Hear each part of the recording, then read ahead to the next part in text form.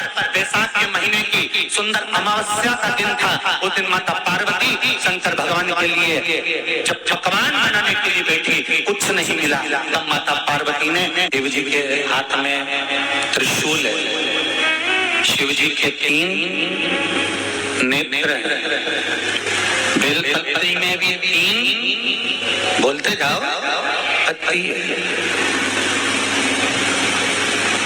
बैसाख के महीने में जो शंकर भगवान को प्रसाद का भोग लगता है, उसमें भी 3 ही चीज मिलती है।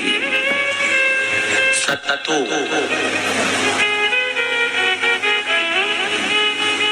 कोई दूसरे महीने में बनता है? जम के तो बोलो नहीं। कब बनता है? यही बैसाख के महीने में। चने की दाल, गेहूं और जौ, इन तीनों को गलाकर सेक कर जो सत्तू तैयार होता है, इसी बैसाख के महीने में परशुराम जयंती के दिन या अमावस्या के दिन या पूर्णिमा के दिन शंकर भगवान को समर्पित होता है और भगवान विष्णु को समर्पित होता है। दुनिया के लोग कहते क्या होता है सत्तू से? ये स्कंद पुराण की कथा कहती है, जिस समय पर बैसाख के महीने की सुंदर अमावस्या का दिन था, उस दिन माता पार्वती शंकर भगवान के लिए जब पकवान बनाने के लिए बैठी, कुछ नहीं मिला, तब माता पार्वती ने 3 अनाज को लिया, एक चना, दूसरा गेहूं और तीसरा जौ। इन तीनों को भींग रहे थे, उसको लेकर आए गंगा जी में से, उसको सेक कर माता ने अंगीठी पर और उसका जो सत्तू बनाकर शिव को दिया। शंकर भगवान ने कह दिया, सुन पार्वती, ये सत्तू नहीं, ये मेरी औषधि है। बैसाख के महीने में जो खाएगा वो जिंदगी भर रोएगा नहीं, शरीर से स्वस्थ। अब उसको लोगों ने हंसी खेल में ले लिया, सत्तू का क्या काम, मम्मी हम नहीं खाएंगे, बड़ा पूरा।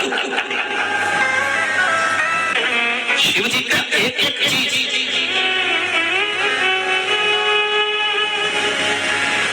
बैसाख के महीने में पियो बेल मतलब समझ गए, बेल का रस। बैसाख के महीने में पियो बेल और शरीर को रखो ऑलिव पे। पियो सत्तू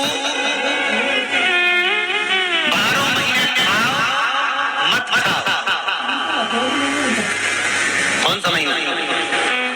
बैसाख के महीने में सत्तू जरूर। और सत्तू चाइना से नहीं आएगा, इंडिया में बनेगा और बना भारत में ही।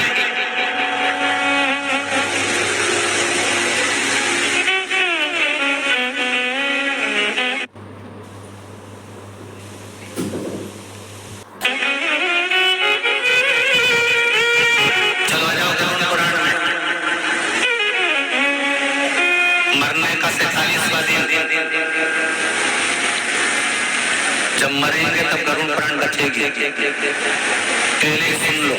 और जिसके पास में गरुड़ पुराण नहीं हो तो पंडित जी से मंगवा कर पढ़ के देख लेना। मरने के 47वें दिन 47 डेज 47वें दिन किसी चीज का दान तुम्हारे सामने आता है। 47वें दिन 10 दिन तक तो जीवात्मा घर की अटारी करे थी, मरने के बाद 12वें के दिन चली जाती है। उसके बाद में जब 47वां दिन आता है तो 47वें दिन जीवात्मा क्या करा जाता है, व्यक्ति ने क्या करा होता है कि उसको नरक नहीं भोगना पड़ता, बेतरनी नहीं भोगना पड़ती, वो सीधे बेतरनी से पार उतर जाता है। वो किस चीज का दान है? तो कहा शिव महापुराण में, गरुड़ पुराण में कि वो सत्तू का दान है जो बैसाख महीने में करा जाता है। सत्तू का दान 3 चीजों से मिलकर बनता है। जो बोलते जाते, गेहूं, चना, ये 3 चीज से मिलकर बनता है। इसमें जो बारीक बारीक कण होते हैं, जितने जितने इन चीजें मिले हुए बारीक बारीक कण होते हैं, ये जब दान किया जाता है सत्तू का, अब ये बेतरनी करने के लिए 46वें दिन जीवात्मा ने अगर सत्तू का दान करा होता है या सत्तू का सेवन बैसाख के महीने में करा होता है, तो उसको बेतरनी नहीं भोगना पड़ती, डायरेक्ट सीधे रत्ना उज्जैन से किस किस क्या बनता है सत्तू?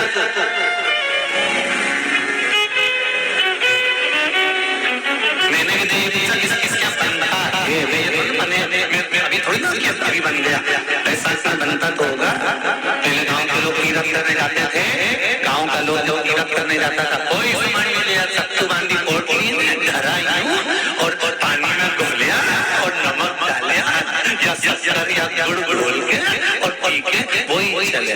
आज के अब जब सैनिक युद्ध करने जाता है, थक जाता है, बहुत थकान हो जाती है, जब उससे देखा जाता है तो सैनिक का जो कमांडर होता है वो सत्तू मंगवाता है और गिलास में घोल घोल कर पूरी सेना को पिलवा कर फिर युद्ध में उतार देता है। फिर युद्ध साधारण नहीं है। सत्तू में जितने बारीक बारीक कण होते हैं, जितने बारीक बारीक कण, अब तुम्हें काम करना, अभी जब खरीदो तो कागज पे रख के सत्तू का क्या कण गिनना, 1 2 3 बारीक बारीक बारीक दे देना जरा, तो तुम्हारा क्या जाएगा।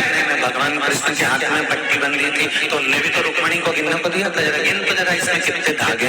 रुक्मणी जी ने कहा इसमें 9,999 धागे हैं। भगवान ने कहा बस यही 9,999 मुझे द्रौपदी को वापस लौटाना है। गिन के लगा, अभी अभी लगा लो, और तो भगवान गिन के बता ही देगा कि तुमने जो सत्तू दान करा था, तुमने जो सत्तू खाया था, तुमने जो सत्तू भगवान को दिया था, सत्तू का लड्डू बनाकर तुमने वैशाख महीने में भगवान की जो पूजन करी थी, तो अमावस्या के दिन, पूर्णिमा के दिन या अक्षय तृतीया के दिन तुमने जो सत्तू दिया था, भगवान को गिनती बता देगा कि सत्तू में कितना कण था, और अगर नहीं बताए तो आंदोलन में बैठ जाएगा।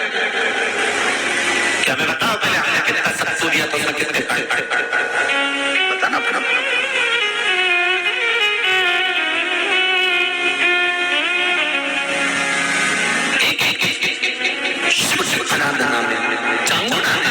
एक लोटा जल भरा, उसमें थोड़ा सा चंदन डालकर बेलपत्री के वृक्ष के नीचे ले जाकर डाल देती, थोड़ा सा जल बचाकर शिव जी को डाल देती। शंकर भगवान ने एक दिन चांगुड़ा के सामने मन में विचार प्रकट करा और पार्वती जी से कहा, पार्वती एक बात समझ में नहीं आती, आधा जल ये बेलपत्री को देती है, आधा जल मुझे देती है, जब आधा जल मुझे देती है तो मुझे बड़ा गुस्सा आता है।